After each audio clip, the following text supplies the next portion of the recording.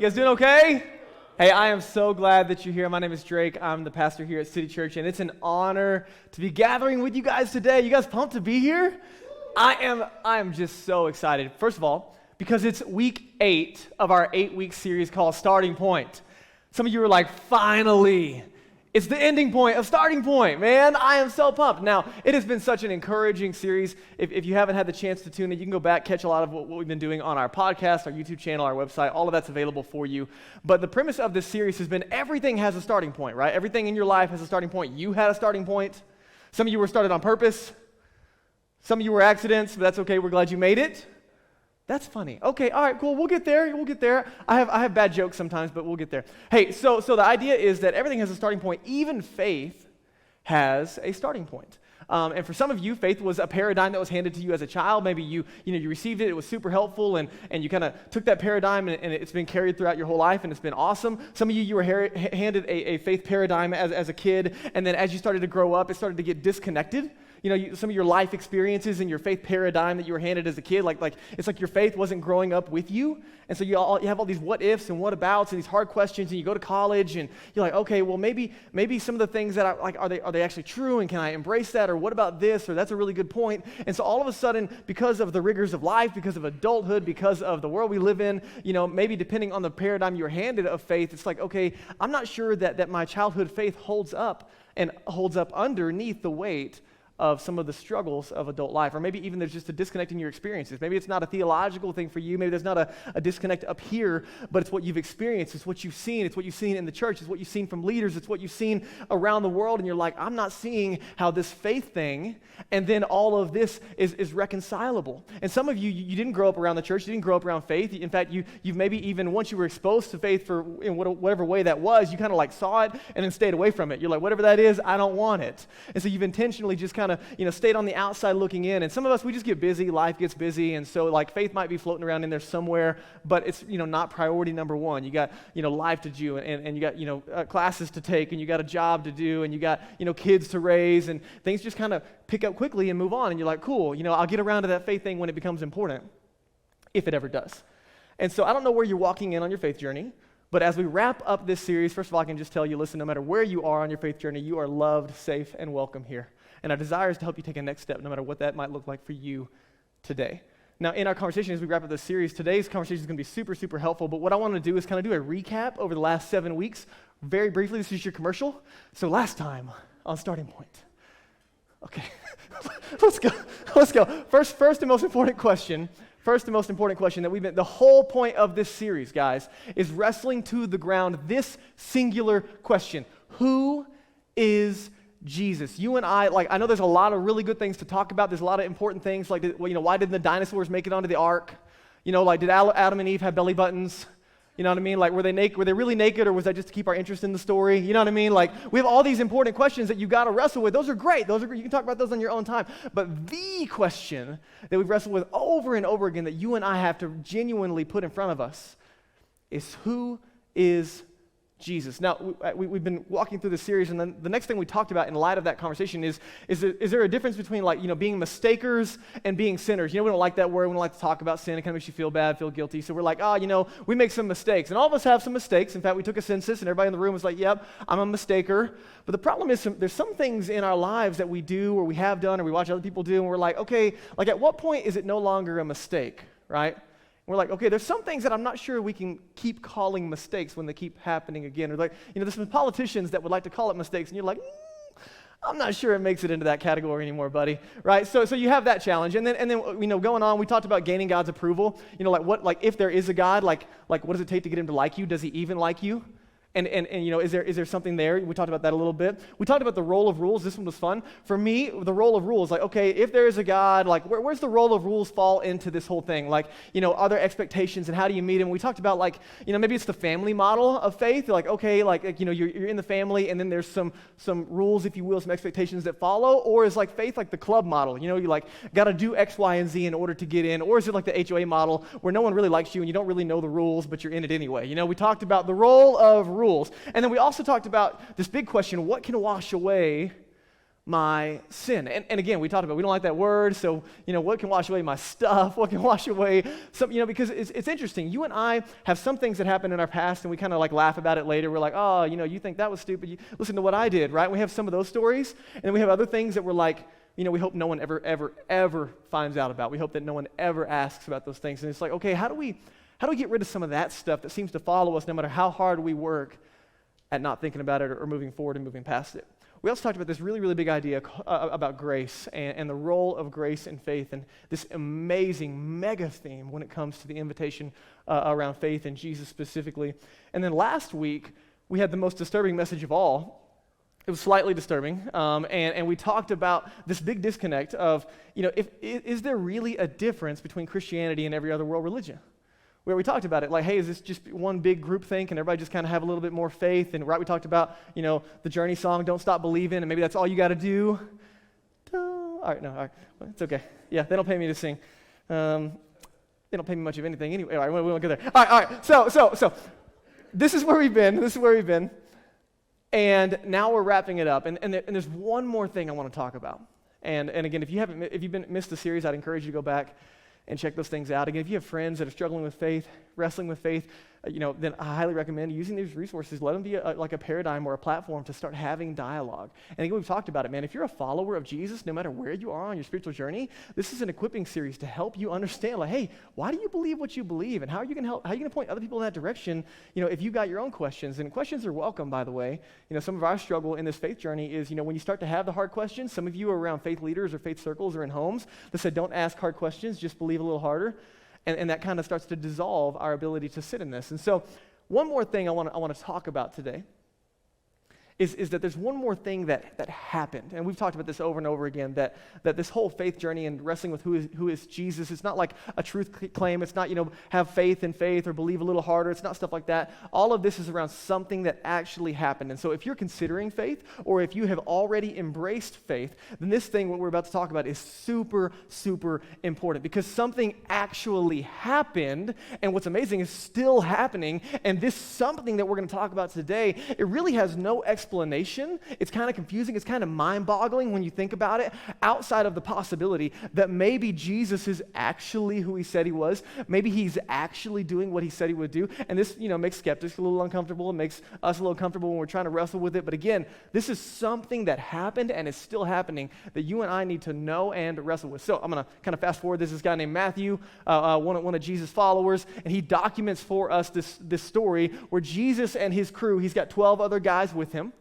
Jesus and his crew, they roll to this town called Caesarea Philippi, okay? So just kind of fast forward with me. We're going to kind of go on a journey together. They're 150 miles outside of Jerusalem, okay, where they were hanging out. Now, 150 miles is a long, long way on any day. It's extra long on feet, so they got a long journey ahead of them. They're headed to Caesarea Philippi, and as they're going, there's this really famous passage and this really famous statement we're going to look at from Jesus today. But as they're heading to this area, what you need to know, and you might know this if you're a history buff, I'm not, so I had to go look this up, but Caesarea Philippi was named after Caesar Augustus. Okay, so you can go back, kind of look at, Rome and all the history there. And this town is renamed, Caesarea Philippi, after the Caesar Augustus, and he's the first Roman emperor, by the way. I don't know if you knew that, but Caesar Augustus is the first Roman emperor. And what's amazing about this, what we're about to dig into, is as they're heading to this town, an amazing question comes up, but I think it's in light of this context. So it's just been renamed after this emperor, and what's really unique is he's the adopted son of Julius Caesar, okay? And so you might not know this, but from history we can look at in the Roman Empire, they kind of deified Julius Caesar, right? He's a god.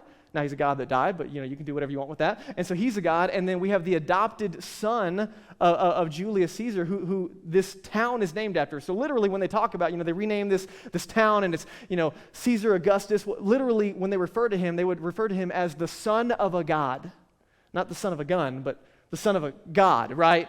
And again, because Caesar prior, his adopted father was deified, then the same thing. This is the son of a god. That's the name of this town, okay? So they're rolling up, and they're probably talking about that. Like, hey, there's Caesar, and what do you think about him? And the son of the god, and whatever, and you got that whole conversation. And so then Jesus stops them as they're in that town, and he pauses and says, okay, like, I know who you think Caesar is, and he asks this really important question in Matthew 16. He says, but who do you say that I am? Like, okay, we know that, this town is named after the son of a God, but what do you think, like, who do you think I am? And this is a really, really famous moment that we can look back on. And Peter, one of the guys, is kind of like the loudmouth of the group. He just kind of, has that word vomit problem like many of us have, or at least me.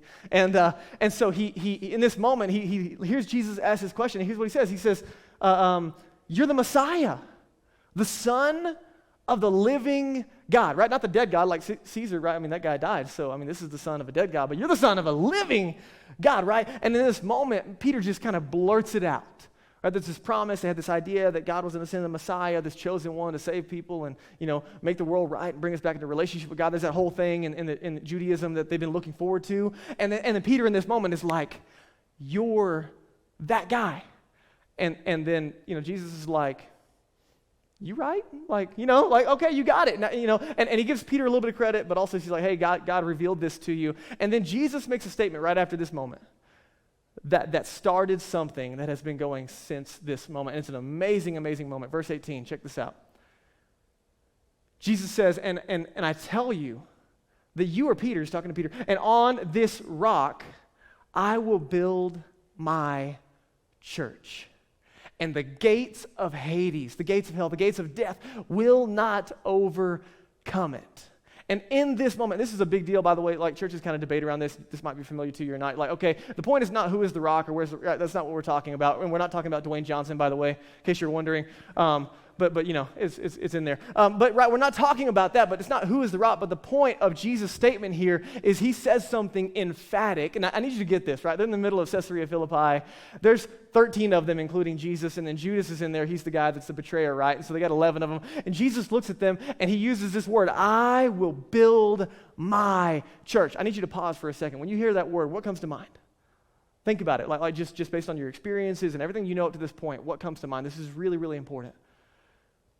Because what Jesus intended here might not be what you hear. Because there's this word that Jesus uses when he says, I will build my church. And it's this word ecclesia. And here's the Greek version. Here's the Greek like language here. Check that out. How fancy is that, huh? Uh-huh. Yeah, just so you know. Ecclesia. Jesus uses this very common term, by the way, to describe what he's going to build. And this word literally means gathering, or it means assembly or a congregation. It's about people, okay? So Jesus makes this massive statement in front of 12 dudes. He's like, you're Peter, and on this truth, on this rock, on this statement that I'm the Son of God, I will build my gathering. And there's 12 of them, and we're like, woohoo! It's going great so far, Jesus, right? And it's kind of funny in this moment because it's like, okay, cool, Jesus, let's see where this is going to go. And clearly, we can see the church kind of globally today, so I think you know where this is going. But I need to back up because there's something that happened. From this moment, as you move forward, when we began to take the Greek text and translate it into different languages, there is a tragedy of translation that happened from Greek to English and other languages, and this is where you and I, there's this German word, it's I don't know how to say it, but we're going to say Kirch. I heard that that's wrong, but apparently no one can agree on it anyway, so we're going to go with that. And so this is actually where this is a superimposed word on the word that Jesus used. This is the German word Kirch, where we get our word. Does it sound familiar? Church? Okay, you guys see it, right? Okay, so here's why this is a tragedy in translation. This is just a massive, massive mistake that has affected the church in a massive way. It has affected faith in a massive way. It's a really, really big problem that we're constantly having to address, and it's because this word literally means in German, the house of the Lord. Now, why is that a problem? Because most people, when they talk about church, when they think about church, they're referring to a place. They're referring to a location. They're referring to a building. But that's not what Jesus was talking about. It's not a place that Jesus was promising. Jesus is calling out. He didn't predict a place. Jesus predicted a people. You guys with me on this? His whole statement, his whole point, I will build my church, my gathering, my people. And it has very little to do with a location and more about the people. Jesus did not predict a place. This is so important. Why? Because we live in a culture that talks about going to church. But that's not how Jesus presented it. There is no church to go to. You're invited into the church. You are the church. Jesus didn't just predict a place, he predicted you. That as we gather, it's a people and it's a movement. And here's something unique that happens in history. You can look this up. In the 16th century, William Tyndale is translating from Greek to English, our first English translation of the New Testament. And as he gets to this passage, he gets to Matthew 16, and he is stunned because up to this point, the translations have all been using that word church, this idea of like the house of the Lord, again, connotating a place. And as he's translating from Greek to English, he gets to this word, and his mind is blown because he realizes it's been translated wrong over and over again, that it doesn't mean what they thought it meant this whole time. And so in the first English translation, William Tyndale, he translates it congregation. And the church leaders of that day get all kinds of sideways. They call him a heretic, they drag him out, they strangle him, and they burn him at the stake. Because of this massive, massive transition away from power and back to Jesus' original intention. Some of you are like, I know some church leaders like that, right?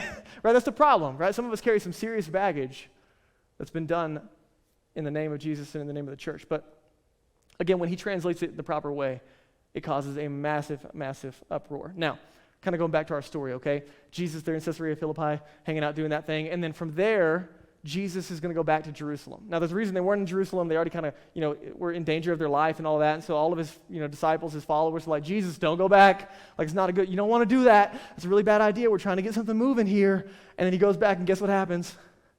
He gets crucified, right? He goes back to Jerusalem. They capture him in the middle of the night. They wrongfully accuse him. They crucify him on a cross, and Jesus is dead. And you need to understand, right? We talked about this last week. In this moment, all of Jesus' followers, there is no faith. There are no Jesus followers. There are no Christians. Everything that they've been believing in and following Jesus for up to this point is gone.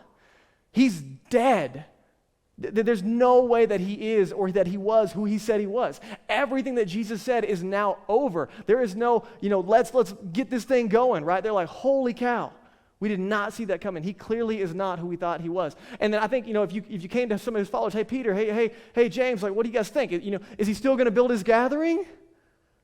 How's that going? How's that promise going? He's going to build his church? Oh, it looks like it's going really well right now, huh? Like, yeah, no. I don't think that's happening anymore. He's dead. I mean, everything he taught, it's impossible. And then 3 days later, we talked about this last week. Three days later, they saw something. 3 days later, something happened.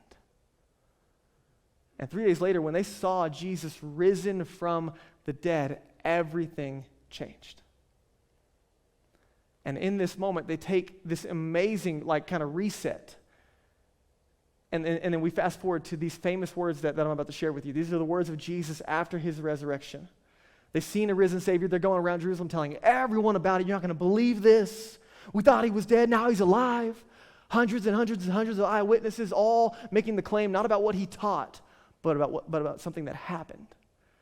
And in Matthew 28, check this out. Jesus is standing before about a crowd of 120 people at this point. So, he's kind of building his gathering, right? Like, okay, 120 people, not too shabby for, but, I wouldn't say it's this massive movement yet, but better than 12, right? So he goes on, and again, the movement starts moving as a result of what's about to happen, and the gathering starts growing as a result of what's going to happen. And in Matthew 28, Jesus shows up, and he says these words to his followers. He says, all authority in heaven and on earth has been given to me. Now, I just want you to pause for a second. Can you think of a more arrogant statement? I'm the boss. Right? And I imagine, right? I mean, granted, he did just rise from the dead, so maybe that's a little, maybe they're not totally offended. They're like, okay, if you can predict your own death and resurrection, we might roll with what you say. That's pretty cool, right? But I mean, all authority, and they're looking around in light of the Roman Empire. You see the authority around, seriously, all authority in heaven and on earth, but okay, you did just raise from the dead. So maybe, they're rolling with it for a second, right? And here's what he says. He goes on and he says, therefore, in light of all the authority that I have, I'm going to leverage and push all of my authority into this one singular focus, okay? So Jesus, raised from the dead, looking at his followers, this is what he deposits into them. Therefore, go and make disciples. This is other followers of Jesus of all nations. And I think someone raised their hand. Yeah, you in the back, the handsome one. Jesus, what's a nation? Hold on, don't interrupt. We'll get there. I want you to go into all nations, and I want you to baptize them in my name and to teach them how to follow me, right? And in this moment, they're like, well, how are we going to get there, right? There's 120 of them. There's this moment. You're looking at a crowd of people. They have no influence. They have no money. They're fugitives of the law. I mean, there is not a lot going for the crowd that is standing in front of Jesus in this moment. And so Jesus is saying, hey, in light of everything that I've said and done, in light of the reality that I carry all authority, I'm leveraging that reality now, that authority now, and I'm sending you into the world. Again, he made a promise. I'm going to build my church, so go. You guys got it? And then he says this at the end, in verse 20.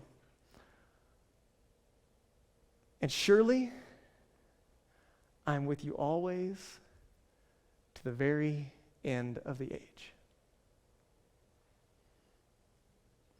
And then he left. He totally dipped. I'm with you to the very end. Bam, he's gone. And all of a sudden, the church is born.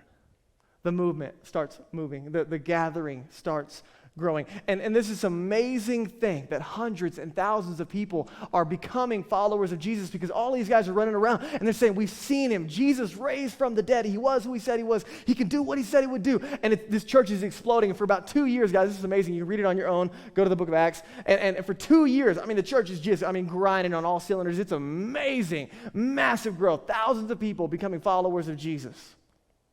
Not around truth claims, but an event that happened. And then about 2 years in, things start to get shaky. All of a sudden, the movement isn't moving as much anymore. And all of a sudden, the gathering isn't growing like it was. And all of a sudden, persecution really starts to heavily set in from the Roman Empire. And all of a sudden, the church starts to scatter. And it's not safe to even be gathered. And not safe to be together. And the church is scattered. And in this moment, it's kind of interesting, right? Because I think if you kind of fast forward, I don't know, this is not in the scriptures, by the way, but if you imagine for me for a second, imagine Jesus is in heaven hanging out with God the Father, and they're watching everything, and for 2 years, amazing things are happening, and all of a sudden things kind of start to slow down. And I imagine maybe Jesus leans over to God the Father, and he's like, hey, I told them to go into all nations, but maybe they misunderstood me, because maybe they just heard neighborhood, because they're not really moving.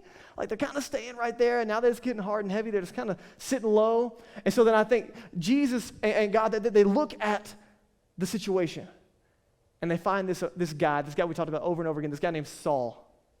Eventually, he's going to be renamed Paul, and he's the number one opponent of the church. He's the number one opponent of the Christian faith. He's shutting it down. He's killing Christians. He's throwing them in prison. He is doing everything he can to stop the movement from moving. He is part of the crew shutting things down, and God says, let's use that guy.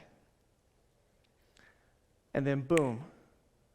Saul becomes a Christian. Saul becomes a Jesus follower. He gives his life to Jesus, and he becomes this amazing influencer in the early church. And it's amazing in this moment that all of a sudden, in the middle of everything going on, God chooses one guy that's just different from every other person. You're like, what's the most unlikely dude? How about the guy killing everybody? That guy, let's use him, right? The most unlikely guy, they step in, they use him, and they're like, hey, let's use him as an influencer. And he shows up, and this is amazing, guys. You can go to Acts 9. I don't have time to give it to you today, but you can go to Acts 9 and read the story for yourself, how he becomes Paul. And this guy becomes one of the most influential leaders in the early church. He writes over a third of the New Testament that we have today. Paul here is a really, really big challenge for the skeptic because of all the historical narrative that we have to reference, because of how he identifies as someone opposed to the church who then becomes a Christian. This amazing guy begins to be used by God, and he's telling everyone about this guy named Jesus who was risen from the dead. And again, what's amazing about this is he goes to the church leaders, the guys that are scattered. He's in Jerusalem hanging out with everybody. And he has this thing in his heart. He's like, guys, this movement's got to move. Jesus told us to go to the nations, so let's go. And they're like, cool. What's your plan? He's like, let's just go. Let's just everywhere. Let's make it happen. You guys take Jerusalem, and I'll take everything else. And literally, that's exactly what happens. This one guy, he gets a crew of guys to go with him, but for the next 30 years of his life, for the next 30 years, he travels all around the Mediterranean, planting little ecclesias, planting little gatherings, planting little Jesus gatherings. As he's sharing the message of Jesus, people are becoming Christians, and all over the known world, he's sharing and doing exactly what Jesus invited them to do. He's hitting every major port city, and things are exploding once again. The movement is moving. And then, in the middle of all that, right, this guy is arrested, and he's beaten, and he's kicked out of cities, and he's shipwrecked, And again, he's not running around repeating Jesus' teachings, right? He's not like, hey, Jesus said this cool story. He's running around, and the only thing he's talking about is Jesus rose from the dead. Something happened. God has done something, and you need to know about it. God has done something for everyone. This message is for the world. That's over and over again what he's talking about. And then when Paul is in his early 60s, he is imprisoned for the second time in Rome. And he doesn't know it at the time, but he will not walk away with his life at this point. This is emperor named Nero, and he's a bad dude. I mean, he is just absolutely twisted. He's capturing Christians, and he's doing, feeding them to the lions, and he'll tie them to poles and dip them in tar and light them up and use them as candles in his garden. I mean, this guy is just absolutely crazy. And Paul's in prison. And I wonder in that moment if he's there and he looks around and he's watching Nero's persecution of the church, and he's watching Christians burned alive to light this dude's garden. He's watching them be torn to pieces by lions for fun and game. And I wonder if he's asking in his own mind, did it work? Like last 30 years of my life, is it working? Like, will Jesus will this thing survive the Roman Empire? Because it's not looking great. I wonder if in his mind there's this doubt creeping in. Like, man, were we crazy to think that this would ever work? Were we crazy to think that Jesus could actually do what he said he would do? I mean, man, what if none of this is actually going to go anywhere? What if it all stops right here? Now, I want you to imagine if you could just join Paul as he's walking to his execution. Let's say you got 5 minutes to walk beside him and share with him what you know today. I want you to think about it for a second. In the middle of all the doubt that he has, you get to walk with Paul and say, Paul, listen, I know this is crazy, but you see all of these temples and everything you see in the city about the Roman Empire, you see all of this around us? One day the Roman Empire won't even exist. And I know you see all your friends crucified out here on these crosses. Well, one day, this city is going to be lined with churches, and there's going to be crosses on the tops of lots of buildings, but they're not going to represent people being crucified. They're going to represent what Jesus has done. Imagine if you could walk with him and say, man, I know you're looking at Nero's circus right now. I know you're looking at despair and heartache as your friends are murdered for their faith. But one day, in place of Nero's circus, there's going to be possibly the most beautiful building ever built, St. Peter's Cathedral, in its place to remember your friend Peter who died for his faith. I know it's hard to believe, but one day, Paul, there will be no Roman Empire. Paul, I know it's hard to believe, but not only will the church survive the Roman Empire, but there will be churches in almost every corner of the world. Man, did it work? Paul, I know this is hard to believe. But, as you're writing all these letters and you're hoping that the message is getting out and it's circulating, all those letters that you wrote, people will read your letters in over 1,200 different languages one day, Paul. I know it doesn't look like much right now, but not only does the church survive, but it thrives. You know what's amazing, Paul? Every year, people are going to gather around this holiday, and they're going to celebrate the story and the birth of Jesus, and one day Caesar will only be a footnote in the story of Jesus. You think Caesar's a big deal now? One day he's just a footnote to celebrate the story of Jesus. One day he's just known for a pizza guy. You know what I'm saying? Like one day people are going to name their kids Peter and Paul and James, and they're going to name their dogs Nero and Caesar, right? I mean, you don't know what's coming, but it's going to be amazing. And you got to ask the question, could he have imagined? And the answer is no way. But here's why I'm telling you this, guys. And I'm going to invite Daniel to come as we get ready to wrap this up. But it happened just like Jesus said it would. That's the point here. That Jesus said in Matthew 16:18, I will build my church, my gathering, my people, my ecclesia, and the gates of hell or Hades or death will not overcome it. Nothing will stop my church. because my Spirit will fill it. My presence will inhabit it. And the church will be the vehicle and the center of the activity of God in the world. The church will bring the hope to the world. And so as you go, Jesus followers, as you go and make disciples, as you help other people come to follow me, I will be with you. That's the promise from Jesus. Until I return, I will be with you. And so as you consider your personal faith journey,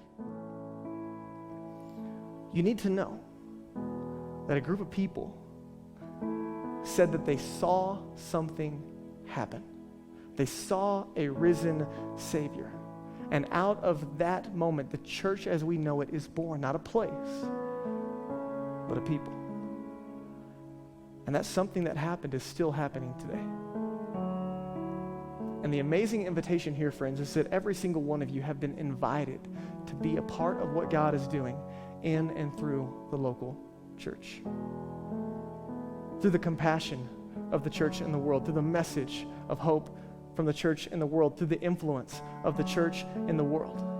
And listen, can I just acknowledge the elephant in the room? The church hasn't always got it right. Has they? Has she? Which pronoun do you use there? The church hasn't always got it right? In fact, some of you have some really, really big church hurt. And first of all, I'd like to say you're not alone. But I just want to acknowledge that's what's so amazing about Jesus' promise here. The church hasn't always got it right. But even in spite of us, Jesus is still doing what he promised. And you're invited. You're invited to be a part of the activity of God in and through the local church. And for us here at City Church, we say it often, we are the church and we exist for the world. That it's not what happens on a platform on a Sunday, but what God wants to do in and through you where you live, work, and play. Jesus didn't predict a place, he predicted a people. And I need you to know for this day and for this time, he predicted you and your space, where you live, where you work, where you play. And the first invitation is to trust in Jesus. And by trusting in Jesus, we are made right with God. And we join his family. And we join his activity. And it's a privilege and an honor. Now, here's the question that I have for you today. What's your next step as you wrestle with your personal faith journey? For some of you, you're wrestling with faith, and maybe your next step is just to keep coming, to keep showing up, to keep asking hard questions, and keep asking yourself, can I embrace this? Can I embrace the invitation? Can I really trust in Jesus? Is he really who he said he was? Can he really do in my life what he said he would do? For some of you, your next step is just to keep showing up. For some of you, it's time that you placed your faith in Jesus. You've heard enough. You've been exposed to enough. And it's that moment in your heart that something inside of you says, man, I need that. And I would encourage you, like we've said many, many times, to trust in Jesus by praying in your heart and your mind. Jesus, I believe that you are who you said you are, that you can do in my life what you said you would do. I want you to save me and set me free. I want a relationship with you, however you would say that. You can know with confidence today, if you pray that in your heart and your mind, you can have a relationship with God that changes everything.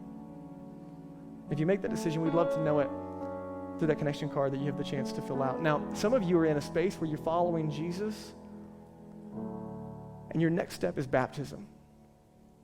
And baptism is one of those unique things of where, you go into the water and you come back up, you're like, what does that mean?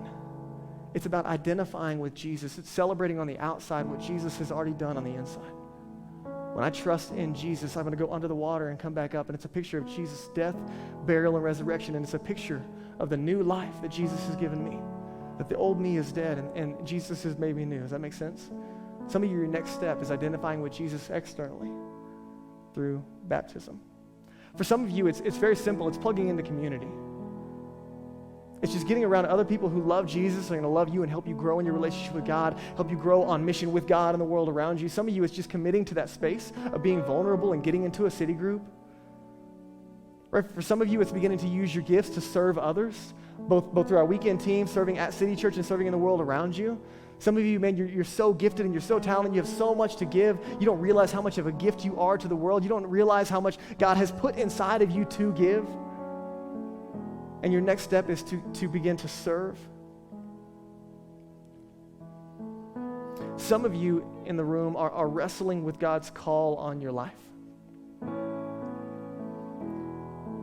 And some of you, you're feeling this pull, this thing inside of you that says, man, I want to give the rest of my life to helping people find their way to God from where they are. I want to give the rest of my life vocationally. All of my time, all of my energy, all of my resources to whatever God has next. Some of you, God's in a call to plant churches. Some of you, God is currently calling to do missions around the world and plant churches around the world. Some of you, God is calling, and you're wrestling with that call. And your next step might very simply be to say, yes. God, I don't know what it is that you have for me, but I absolutely know that what you've done for me, I want to share with everybody else on the planet. So we're all invited through Jesus to share the love of God with the world, to engage with God's activity. And listen, guys, here at City Church, our heart is to have a church in and for the city, to have a church here for good, that people would see our good works and they would be exposed to the love of God. But our heart is so much bigger than us. In fact, every week we say it's not about us. We have a heart and a vision for Boulder, the West, and the world. And when you invest in the local church, you're joining in God's activity in Boulder, the West, and the world. And here's my encouragement for you as we kind of land the plane this morning, is that whatever your next step is, you will not regret your next step. Because you are in a slice of time, a slice of history, where your life counts for something uniquely appointed by God. And we want to come alongside you and join you in that journey. So I'm going to pray for you. Will you bow your heads with me and just close your eyes for a moment? This is just a moment of privacy for you. This is to kind of remove distraction in the room and allow us to just focus on some of the things we wrestle with. And so maybe as I was talking, a next step became very clear for you. You know exactly what it is that God wants you to do next. There's something you've been delaying, something you've been holding on to. And this is a moment when you're ready to say yes. Maybe it's giving your life to Jesus today. Maybe it's saying yes to baptism. Maybe it's joining community. Maybe it's joining this team. Maybe it's answering the call of giving your life to some form of ministry full time. And I don't know what it is, but can I encourage you right now, just in the privacy of your own heart and mind, would you pray and you say, God, whatever you want. Yes. Or maybe for the first time, God, I need you. I receive that incredible gift of your grace and your forgiveness and love. So God, I pray for my friends this morning, recognizing that you are building your church. Man, what a privilege, what an honor to watch you build your church in Boulder. Not just our church, you're building your kingdom in Boulder, you're building it around the West and the world, and we get to be a part of that. So thank you for an outwardly focused church. Thank you for a church that remembers it's not about us. Thank you for a church that carries ownership, that we are the church. We exist for the world, and you have called us where we live, work, and play to be lights, to love and to serve and to share the good news of Jesus with those around us. To love without agenda, because you so radically have loved us. So God, in this morning, whatever our next step would be, would you give us confidence to take that step and to say yes? It's in Jesus' name.